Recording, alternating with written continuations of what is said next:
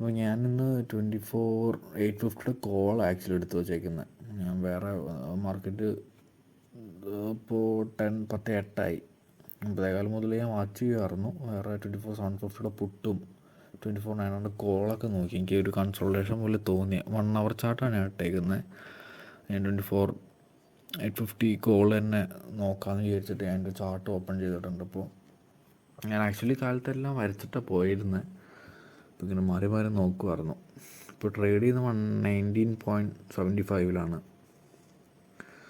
120. ഞാൻ 118.40 റേഞ്ചിൽ എൻട്രി എടുക്കാം. കുറച്ച് 124 ഒരു 8,000 ഞാൻ ആക്ച്വലി പ്രോഫിറ്റ് ടാർജറ്റ് വെച്ചിരുന്നത്. എനിക്ക് തോന്നി അത്ര റേഞ്ച് പോകില്ല എന്ന് തോന്നിയപ്പോൾ ഞാൻ എൻ്റെ ടാർജറ്റ് ചുരുക്കി. സ്റ്റോപ്പ് ലോസ് ഞാൻ മനസ്സിൽ വെച്ചത് 1,900 1,900 വരുമ്പോൾ എക്സിറ്റ് ആവാനുള്ള രീതിയിലായിരുന്നു.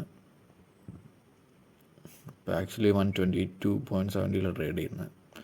അത് ഇറങ്ങി ഒരു 190 റേഞ്ച് ആകുമ്പോൾ ബൈ എടുക്കാമെന്ന് വിചാരിച്ചിട്ട് ഞാൻ ഇരിക്കുന്നത്. ഞാൻ ഒരു 1,50,000 ഇൻവെസ്റ്റ് ചെയ്യാനാണ് പ്ലാൻ. ആക്ച്വലി റിസ്ക്കാണ് കുറച്ച്. ഇപ്പോൾ 120 ട്രേഡ് ചെയ്യുന്നുണ്ട്. 120, 121 എന്തായാലും ലോട്ട് സൈസ് നോക്കാം.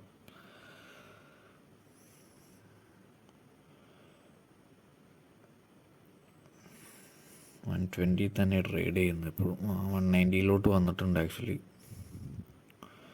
120 പിന്നെ 190, 120 റേഞ്ചിൽ ചെയ്യുകയാണിപ്പോൾ.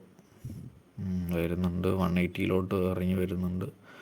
40 നോക്കാം. അപ്പോൾ 1,20,000 വേണ്ടി വരും. 1,50,000 ഇൻവെസ്റ്റ് ചെയ്യാൻ പ്ലാൻ.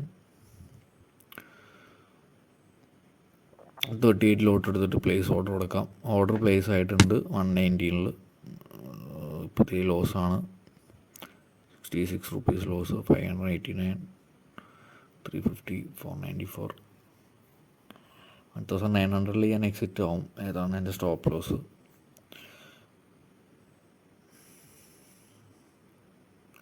₹1,000 ലോസാണ്. ഇപ്പോൾ 1,200.